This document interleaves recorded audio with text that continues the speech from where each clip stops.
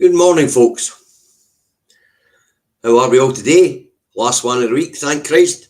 I'm feeling a wee bit whimsical today, so things could get quite tasty here. Now, first up this morning, as David's put in the comments, Monday's show has now been moved to Tuesday because David's got a medical appointment on Monday afternoon. I think they're going looking for his brain. I think they'll need to dig up the missing part of his body because it's not where it should be. No, he's got a medical appointment on Monday. So things will be moved to Tuesday. Okay. Thanks, Lorraine. I'll get to you in a minute when I speak to Gordon here. Gordon, I know you, so no doubt there's every chance you have set your fucking house on fire. But here's a wee hint. Take the comment down, mate. The insurance company's not going to pay you. Mental. Right, Lorraine, let's get your donation up. Thank you very much. Happy Friday to you too. Right, let's have a look and see what other nut jobs are in the house today. Wake up and smell the rosemaries. Harry Bendix, June Dalrymple, Neil, McDonald, Gordon, Peter, Ali Watson, Melanie, Ewan, Ted Boy, Margaret Mackay, George Ewan, Jane McClune. Right, Stephen Nichol, Stephen Bankier, Anne Ubelek. Good morning, Anne. I hope you had a nice time away in Aviemore. It looked like the photographs looked like fun. Kirsty Falls, Kerry, C.L. Sutherland, Last Braveheart. Right, let's keep moving. Hi, Christina. Hi, the Scotland Effect. Good morning, Eddie. Scott Hayes. I see that the other Davies there as well. Good morning, Sir Larry the Cat. Wee Bird. June Sinclair. Peter M. And I think Reagan Leach there somewhere as well. So if I've missed you, I'm sorry. Good morning, William Watson. Graham Thomas. Mark Telfer. Oh, you're flooding in the door now, folks. Anyway, we're up there at the 100 mark, so let's get this underway, shall we? Indy Truck Davy out the truck now at home in his office in Salisbury, North Lanarkshire, where it is warm, wet and windy. So it's 16 degrees at the moment. Really, really clammy. Light rain. And the humidity is at 94%. Wind speed is gusting between 18 and 31 kilometres per hour, or 11 to 24 miles per hour in all money. And the pollen count's low, main hours in grass. So that's what the weather's like here in Salisbury, North Lanarkshire. You might know what it is, what it's like where you are. Look at your own bloody windy. Okay, there's no much in the news today, folks. An alleged assault and a loony want to shoot the brown people. Shall we have a look? First up this morning, the Looney Ragby Express. So let's put it up. Fracas said to have flared after Ross urges Seagull Summit acts. This is getting a wee bit beyond me. You know, we know that central government, through the committee system, will decide if and when you can kill a creature. But after that, it goes to the local authority to carry it out. What do they need a summit on seagulls for? Mental. But more importantly, SNP, a minister accused of Holyrood assault. We'll let the law decide, shall we? It would appear that Mr. Ross can't take a wee bit of banter. Or was he actually assaulted? The Parliament's full of cameras. So I guess the footage will show whether he actually assaulted Mr. Ross or whether the two of them were just having a stand-up argument. And if you can't take a stand-up argument in a parliament with a debating chamber's full of argument, you're in the wrong fucking place. But hey-oh, let's take it down. Now, next up, we've got the scum. And as you know, we don't put the scum up. So the scums go MSP bust up over Bird Summit. Who brought up the idea of a Bird Summit? Talking about how to waste public fucking money. Decide what creatures are a nuisance in the committee system and authorise the local authority to do something about it. And then keep your fucking nose out. Pest control's not the duty of the Parliament. That's the duty of the authority, local authorities. Mental. But I wonder who brought this one up. Let's waste public money. Let's have a full-on debate in the chamber about fucking seagulls. The mind boggles. Really does. Yeah. Mental. But oh, there must be. By the way, what the headline actually says, MSP bust up over Bird Summit. Ex-Tory leader Ross, Nat, attacked him. Nat. This is the only rag that uses the term Nat. Must be an election coming, eh? We must demonise the nationalists. Let's make this clear. We've got two types of nationalists. We've got the blood and soil type, which is the normal type, and you've got the Scottish type, civil nationalism, where it's based on the people wanting to make decisions for themselves, as opposed to the people claiming to, this is my land, you're the other, get the fuck. That's no your type of nationalism. Your type of nationalism isn't nasty. Thank you, Dean. Thank you very much. Unbelievable.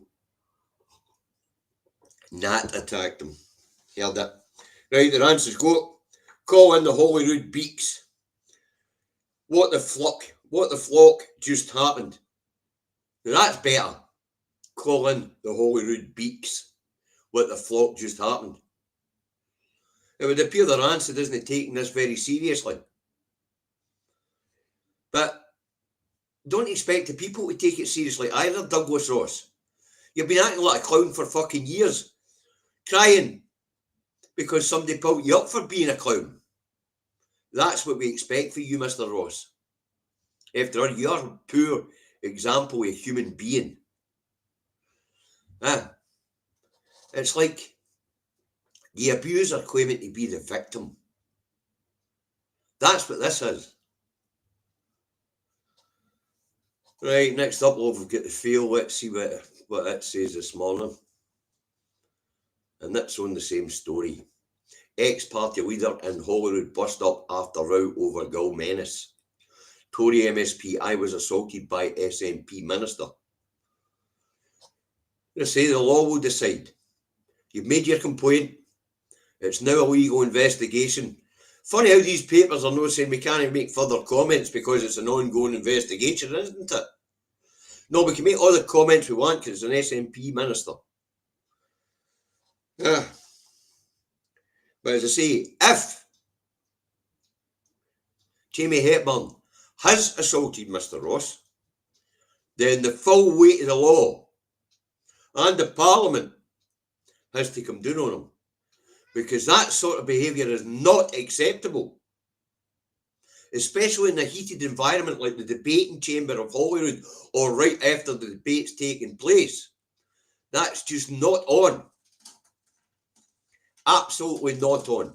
So if Jamie Hepburn is guilty, then I expect the law and the full weight of the Parliament to come down hard on him. I really do. Right, next up we've got the Scotsman. Let's see what this rag's got for us this morning. The Scotsman has Ross demands SNP minister is sacked over Holyrood assault. We'll let the law decide. Because there's none of us are taking you very seriously, Mr. Ross. None of us. You're a clown. You're also a bully. And when bullies are challenged, they scream, victim. So, there are cameras in the Parliament. If Jamie Hepburn is guilty of an assault, then the law must come down on him. That's not acceptable behaviour. But he's more likely just put his horn in Ross's shoulder and said, here you, and then give him a tail and a half. And bullies don't like people that stand up to them and say, hear you. So no doubt, wee Dougie scuffled off with his feelings hurt and this daft idea that he's been assaulted come into his head. Which is, for somebody that runs a line at football parks and is a referee in junior games and things like that, you'd think you'd be used to being shouted at a wee bit, wouldn't you? Taking a wee bit of abuse, wouldn't you? Oh well, as I say, the truth will out. And if Jamie Hepburn has assaulted him, then let the legal process take its course. Anyway, let's move on. Now that we're away from the mainly Scottish rags, we'll get ourselves onto the... What have I done? This one? It appears I missed the Herald out. So we're both coming at this one blind. So let's see what the Herald's got for us this morning.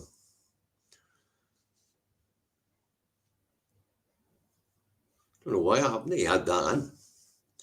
1 in 4 oil workers looking to quit the industry. Oh, I remember this now. I remember why I haven't wrote it down.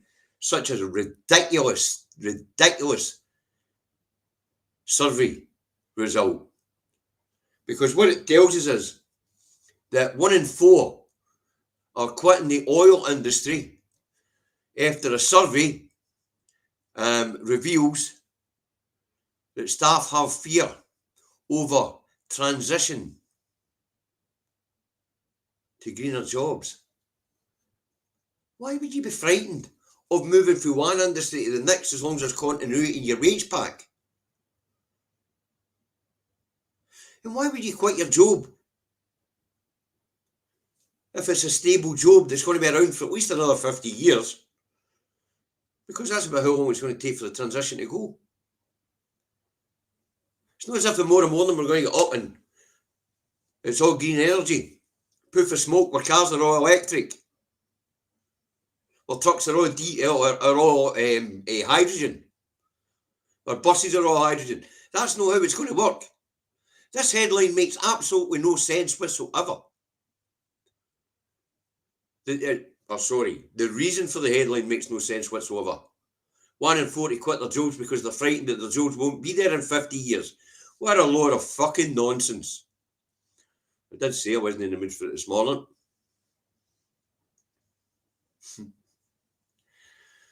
Now we'll get to Trump in a minute and Starmer. I mean, the mind boggles when it gets to this stuff, folks. And I mean, we're about to hit it. This is the gentle lead-in, folks. Okay, next up we've got the Times.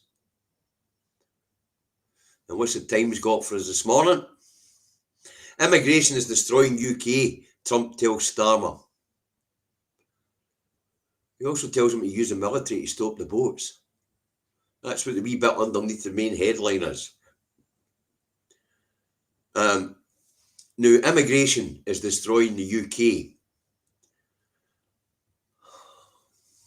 How are they getting away with this shit? We've got an ageing demographic. Our fertility rates are dropping like a ton of bricks, so we're having less children. In this failing economy,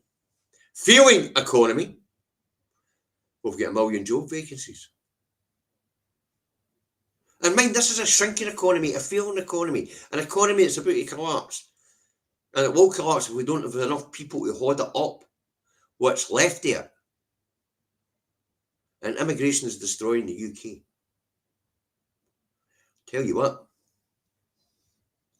man, we'd be all eating fucking turnips and tatties if it wasn't for immigration. They brought their spices and all sorts of wonderful, delicate cuisines with them. They brought character, colour, experience of other cultures. They blended with us, became us, enriched us. And for a man who is an immigrant in the fucking country that he leads, to be talking like that.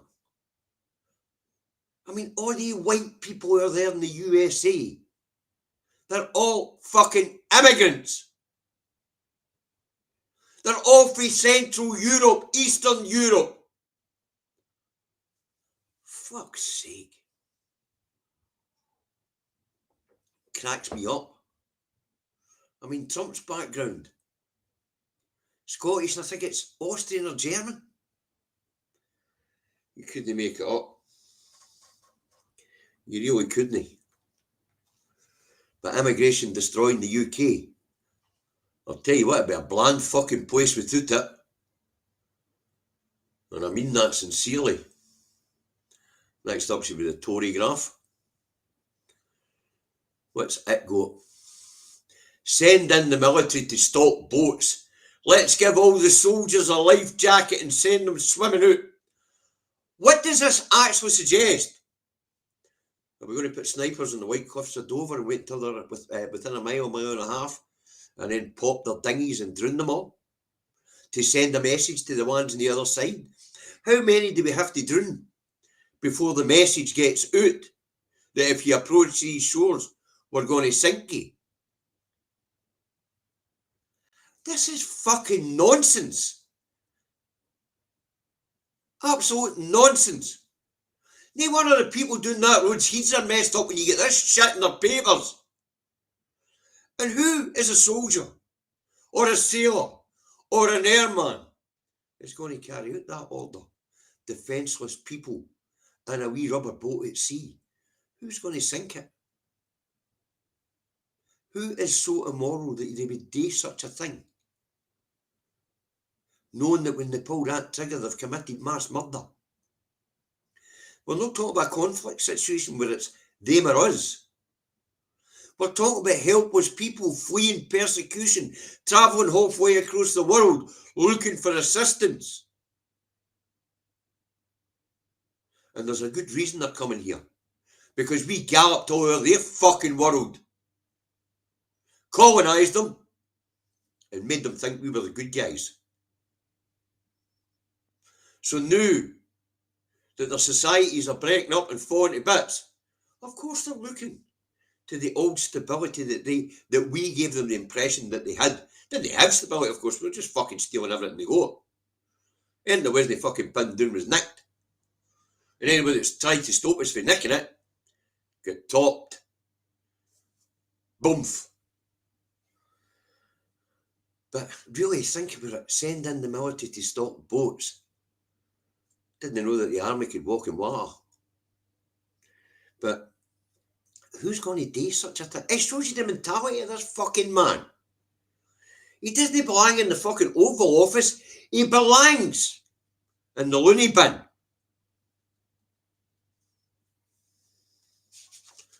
Honest to goodness. This next one's a cracker. Let's get rid of that. Next up's a national. What's a national vote for us today? Minister Hepburn rejects Ross's assault claim. I'm sure he does, but the law will decide based on the CCTV footage. Right, inside bid to have UN decolonise Scotland. It's interesting. We'll see how it goes. But it broke me. You see, I don't think the UN will class us as a colony. But what it is an abusive relationship. It is. And it's where one partner takes the other for granted. But I'm going to think it a bit like an abusive marriage.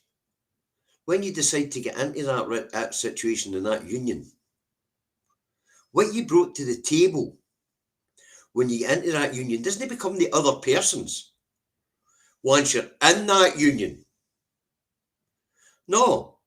And I'll tell you what, the smaller partner, generally, when they leave that union, doesn't just take what they brought to the table. They generally take the share of what the others got as well. That's generally what happens in the divorce court. The wife, when she gets her settlement, takes what she brought to the table, plus a share of what you brought to the table. But as I said, it's like an abusive partnership. It's where you automatically assume that because you're in that partnership, that what's mine is yours and yours is mine. That's not how it works. You can share, or like Sarah and I, we agree on everything before we date. But I don't think we're classed as a colony, folks. I don't. I can see colonial behaviour and the bigger partner, what's yours is mine. That's not how it works. It's a partnership. Whatever I brought to the table is still mine. If I'm going to share it, that's up to me. But I don't see this one. I think it's in the wrong place. But good luck to them. And it's interesting that there's a newspaper following it. It really is. And that one was for you, young Reagan elite, because last night you claimed something that was mine was fucking yours. That's what we call an abuse of a relationship, an abuse in a relationship. What's mine isn't yours. What I brought to the table doesn't belong to you. So next time you're off in a rant and decide it's your oil and your seas, check the law. It's my oil and it's my continental shelf. And if you want proof in that, somebody show them the link that Craig Murray put in 2013 about when Tony Blair tried to move the maritime border in 1997. Because what happened was he went to the Admiralty. He wanted to move the maritime border north to take in more of Scotland's oil and gas. So he moved it from Berwick upon Tweed to Carnoustie. And he went to the Admiralty to make it permanent. And the Admiralty told me, get to fuck.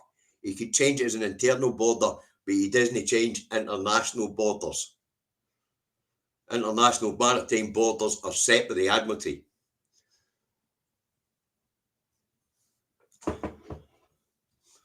But that was for you, young Reagan elite. When you're in a partnership, I know he apologised, Stephen. I'm no ripping him. I know he apologised. I'm just saying, when you're in a partnership, you don't own the partner. You don't own their belongings. If I tried to claim that I own Sarah, she would beat the shit out of me. And I mean that literally. Thank you, John. And thank you, Class Action.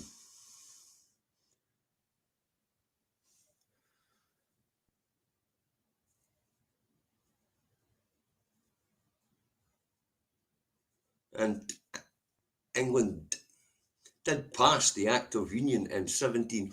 As I say, we'll see. We'll see, Class Action. As I say, I'm not against the idea that the UN pulls them up for denying our right to self-determination. But I still think it's the courts that would need to sort it out.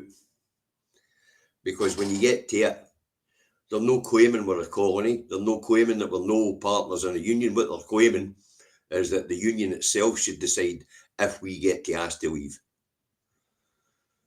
In fact, there's no even that. Aye, thanks very much for the support, folks. And I wasn't having a dig at Reagan Week. I'm just looking at it like a partnership. If I tried to claim Sarah was mine because we're in a partnership and I owned her, she would rattle the shit out of me. She would beat me half to death. Yeah. Well, when you get into a union, folks, what's theirs doesn't become yours, and what's yours doesn't become mine. It's about mutual respect, about sharing, and about consensus. Right, let's move on. The eye has. I'll take the national down. I think we're back on blowing wee boats to bits. Honesty. Tell you I was in a funny mood this morning. Trump urges Starmer, use military to stop migrant boats. Oh, the mind boggles. So we're going to line up along the tap. We're going to line the soldiers up along the top of the White Cliffs of Dover and get them to pop wee dinghies a mile out to sea. Or we're going to get the Navy out with their big spears and prongs and whatever the hell it is, harpoons. We're going to navy out with our harpoons to puncture all the wee boats out in the middle of the sea?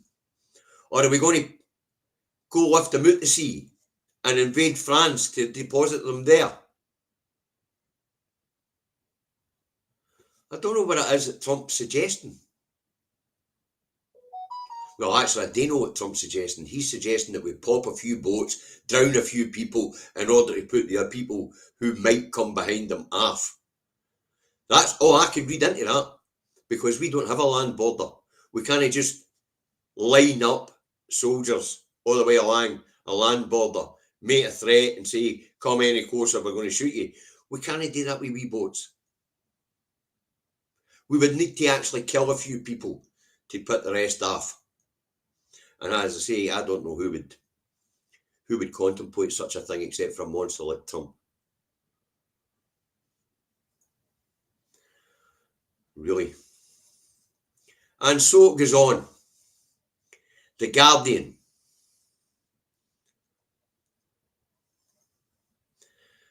Use the military to stop channel crossings, Trump tells Starmer. Tell you what, guys, put in the comments what you think that means. Because I'm not quite sure what it means. The only thing I can think is that he suggests that we drown a few hundred people to deter the rest. Because we can't pick them up in boats and land them back in France. That would be a military invasion.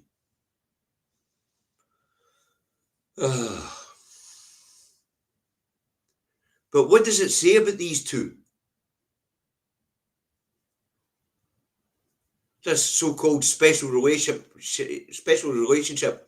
and friendship, where one friend suggests the other friend commits mass murder. Oh dear. Well, I guess together they are committing mass murder anyway, with their ongoing support of Israel, when the UN's already made it clear that Israel is committing genocide in Gaza, and these two monsters are supporting the genocide. So I would probably think that Starmer is capable of popping a few dinghies and killing a few hundred to 1,000 people to put the rest off.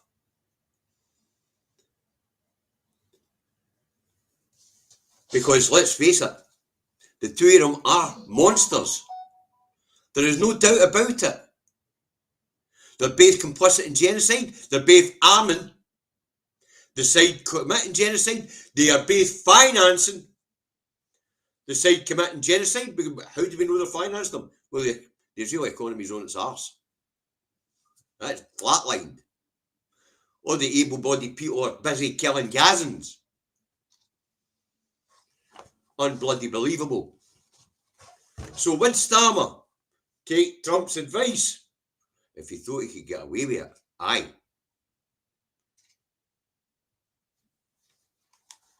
If he thought he could get away with it, aye, he would. Because what picture you see in front of you there, folks? That is a picture of two monsters. Two monsters. Two despicable, genocide-enabling, cruel, self-interested pieces of shit. Human detritus. They both belong behind bars. They both should be in The Hague, being tried for genocide.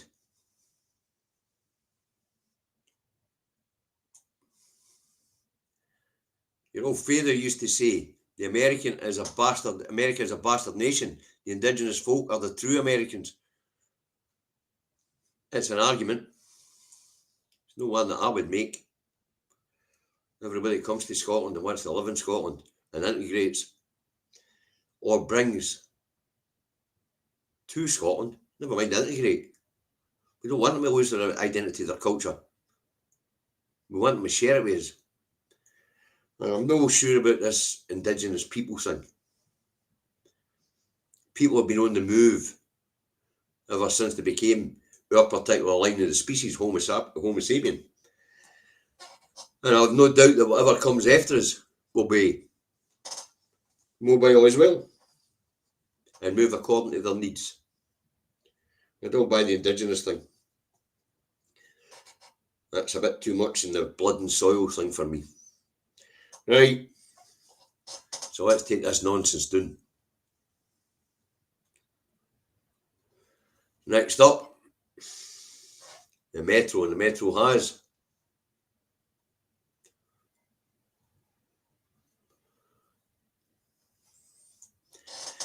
Pres and PM show of togetherness. Checkers mates.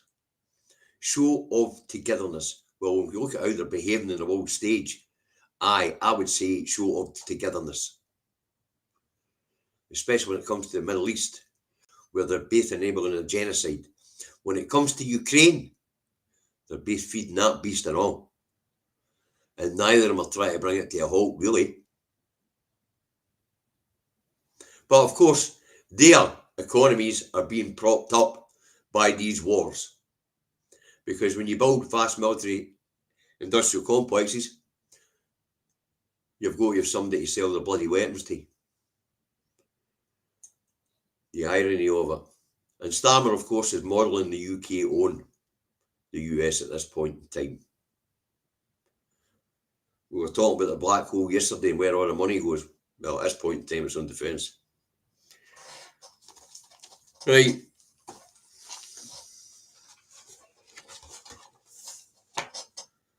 What a nonsense in the papers today. Let's drown some brown people, shoot some brown people, and assault in the Scottish Parliament. And 1 in 4 oil workers want to quit their job because it's not going to be there in 50 years. You couldn't, I suppose they do make it up. But they two fucking monsters in that picture. Anyway, that's the book done, so that means there's only one thing left, and that's the Star, so let's get it over with. I think I've had enough of this nonsense for the week, actually. I'm feeling a bit grumpy now we're coming to India. What we got here? President PM shows of togetherness. Oh, that's the right fucking one. That's the same one I just did up. I've shut the wrong one down, folks. Hold on, I go and grab the Star.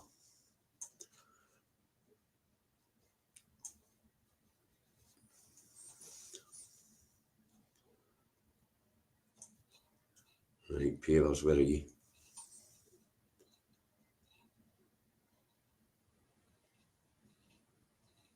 Nah, can't find it, folks. I just need to tell you where it is. Oh, aye, it's about Trump again. The Star has Trump tell Vlad, you've let yourself down. Trump tells Vlad, you've let yourself down. You've let the whole world down. You've let me down. Now, I'm sorry I don't have a picture for this one, folks. But really, Trump tells Vladimir Putin, you've let me down. I'll tell you what happened, Trump. You get fucking played. You get played big style. Based on your past. Based on the fact that you're a fucking idiot. You get played. You wanted to be one of the big boys. You wanted to be Xi Jinping. You wanted to be Vladimir fucking Putin or the other clown in North Korea. And they played you. They played you the first time you were in. And they've played you this time. But this time it's checkmate. Numpty. Because now the US is finished as a world power. And we see the shift of power moving from the US to what we used to call the East. China, Russia, India, Pakistan, South Africa. And then we moved to South America, and they're ripping the piss out of you in all America. But Trump, you made it easy. The petrodollar's fucked, it's done. And the BRICS are the new kid on the block, and they've shifted world power. They've shifted it right out of the hands of the West. And Trump, in his 2 terms in office, made it easy. Too stupid to see it coming. Trump wanted to be a big boy in the world stage, had the big boys in the world stage. Rip the pish. Absolutely brilliant. Oh, tell you what though, that wee boy for a bin podcast, he's got it so sorted. I quite enjoyed watching him last night. The enthusiasm of the young man. Just do it. The Nike, get it done. Right, Christ, it's 11:05. I better move on. But, you know, the West's been played by smarter people in the East. Simple as that. And leaders like Trump have made it easy. When we run through the names of monsters that are ripping the pish, Netanyahu's up there. Right up there. Right, listen, folks. I'll be back Monday morning, 10:30. Dave and I will be back on Tuesday afternoon at 4 p.m. And then normal service will resume as far as the Two Davies go. Okay, so you look after yourselves for the weekend. Thanks to everyone who's donated to the Food Bank Fund this morning. Thanks to everybody who's tuned in over the course of the week and beyond. And the couple of channels you should tune into. Political X, Big Mad Studios, Reagan Elite, Daily Blase, 5 o'clock tonight. The Friday Frolics, where he rips a piss out of the politics of the week. Maximilian Robespierre's no bad as well. There's a whole range of different points of view here in Scotland. Independence Live. Basically, they're all there. TNT. So there is stuff here. Gordon, for IndyCar Gordon. There's a lot of them here.